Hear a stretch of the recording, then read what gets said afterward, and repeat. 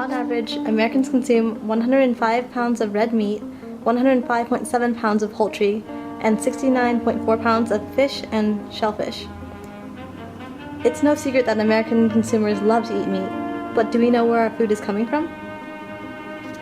Most consumers don't actually know either, because of lack of access to information. In fact, according to nationwide survey statistics, 72% of Americans know very little about farming or ranching.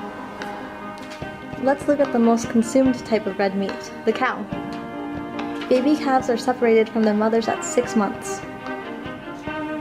They are transported to cow feedlots that are extremely overcrowded, resulting in sanitary issues, restriction of movements, and lots of stress. Once cows are primed and ready, they are transported to a factory. Cows that are going to be slaughtered are bolted. But not all die. Some are alive. The pain and the horror! How do you feel about your beef now? Wait, you say that it's okay because you really only eat chicken anyways? That chicken is healthier than beef? Well, let's have a little chat about chickens.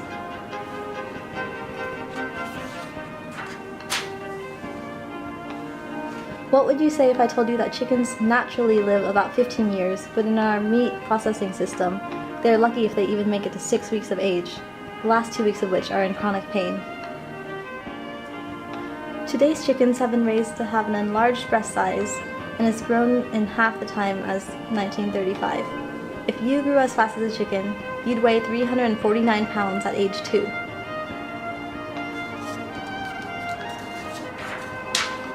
Male chicks are sorted to be thrown away while female chickens are kept to feed. Eventually, the female chickens meet the same fate when they are dipped into an electrified water bath to stun them and reduce movement. Their throats are then cut in order to kill them. Again, not all of them. On average, over 600,000 birds are grown and processed a year in one facility. Approximately 9 billion chickens are killed and processed per year in the United States. Worldwide, this number increases to 50 billion chickens per year. According to a study in 2005, chickens today have the same amount of fat as the McDonald's Big Mac, and half as much protein as they used to contain. You hesitantly ask about pork? Well, let's just say it's no better than chickens and cows. They have horrible conditions with cramping, hormone injections, and all of that goodness. People are being ignorant and saying that they probably don't feel it anyway. They're just animals and we're going to eat them anyways. Well, how do you know? Are you a cow? Hello, child. Hey, Mom.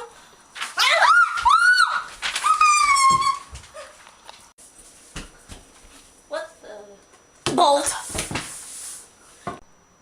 Oh, it's still alive. Whatever, just cut it.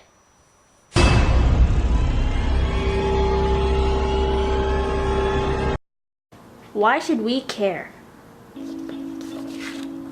With the food system the way it is now, there's increased exposure to bacteria for you and the animal. This leads to the use of antibiotics to prevent animal death, which in turn creates antibiotic-resistant bacteria, eventually creating a large disease problem because our antibiotics would no longer be an effective treatment against these microorganisms.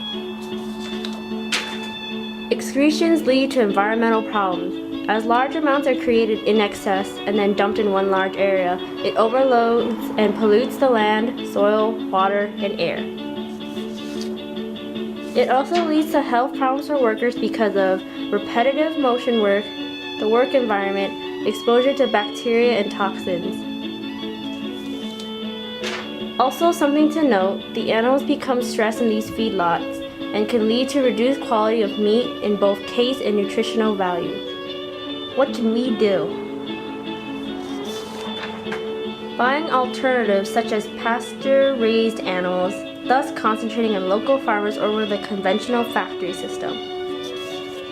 Reducing consumption of meat by possibly becoming a vegetarian or a vegan for one day instead. You can gradually change your diet so that you don't give up early on in the game. Influencing the government's role by becoming more active in your city's food policies, encouraging your senators to reevaluate and reconsider nutrition as a big issue. Our country's obesity rates are the highest worldwide. Stop. What about fish? Isn't there a large problem with overfishing as well as with contaminated fish? That's a whole other problem to deal with another time.